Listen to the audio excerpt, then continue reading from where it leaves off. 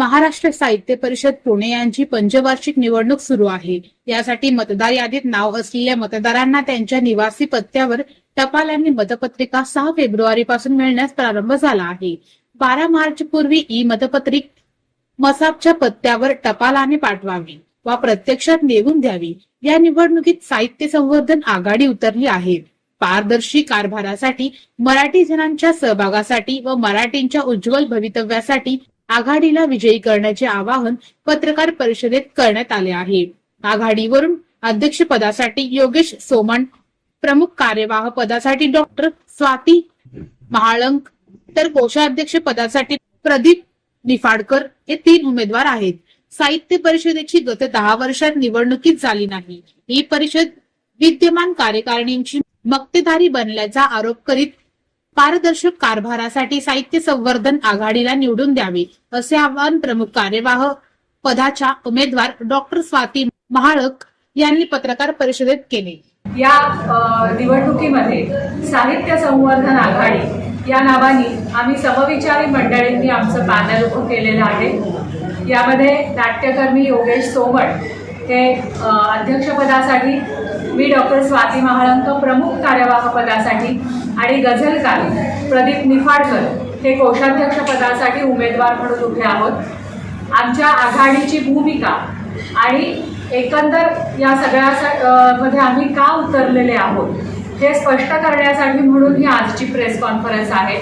आपल्यापर्यंत आपल्यातल्या काही माध्यमांनी यापूर्वीही याबाबतच्या वृत्तांना प्रसिद्धी दिलेली आहे। त्यामुळे या सगळ्यामध्ये आता कुठेतरी बदल होण्याची गरज आहे। एक संपूर्ण कारभारामध्ये पारदर्शीपण यावं, लोकाभिमुख कारभार सुरू व्हावा आणि त्याच्या बरोबरीने जे मुख्य उद्दिष्ट आहे साहित्य व्यवहाराला किंवा त्यातल्या चलनवलनाला गती देणं, साहित्य पूरक उपक्रम वाढवणं, मराठी भाषेला आता अभिजात भाषेचा दर्जा मिळालेला आहे ते लक्षात घेऊन त्या अनुषंगाने काही उपक्रम आयोजित करणं असा एक व्यापक आणि लोकहिताचा अजेंडा समोर ठेवून उद्दिष्ट घेऊन आम्ही या आघाडीमध्ये उतरलेले आहोत।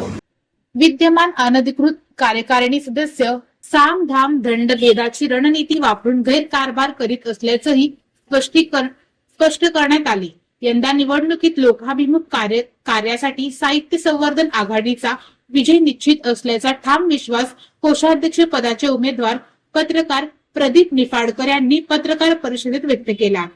जोरदार आवाज उठवला आणि ही निवडणूक घेणं विद्यमान कार्यकारिणीला भाग पाडला। आम्ही म्हणजे पत्रकारांच्या मदतीनेच भाग पाडलेला आहे। त्यामुळे ही निवडणूक होत आहे। या निवडणुकीला तुम्हाला सांगायची गरज आहे सोलापूरकरांना, कारण सोलापूरकर जास्त जाणकार आहेत आणि इथं 2 नंबरचे तुमची हे आहे सोलापूर जिल्हा, जिथं मतदार भरपूर आहे। पण या इथं मतदार करायचे, फक्त शाखा वाढवायची एवढंच उद्दिष्ट ठेवले। पण शाखेचे जे कार्यक्रम पाहिजे किंवा महाराष्ट्र साहित्य परिषद ही पुण्याची नसून ही महाराष्ट्र साहित्य परिषद वाटली पाहिजे, याकरता जे काही प्रयत्न व्हायला पाहिजे ते प्रयत्न काही होत नाही आणि बिनविरोध निवडून आलं म्हणून जाहीर केलेला आहे। हा असा सगळा कारभार आहे। या विरुद्ध आवाज उठवण्यासाठी आम्ही आलेलो आहोत, म्हणजे आम्ही उभे राहिलेलो आहोत। त्यामुळे आपण सर्व सोलापूर जनता सगळी शहाणी आहे, ती बरोबर आम्हाला मतदान करेल याबद्दल आम्हाला तिळ मात्र शंका नाही। फक्त आपल्या माध्यमातून आमचा आवाज तिथपर्यंत पोहोचवावा म्हणून ही खास पत्रकार परिषद बोलवली। या पत्रकार परिषदेस मसापचे पदाधिकारी उपस्थित होते।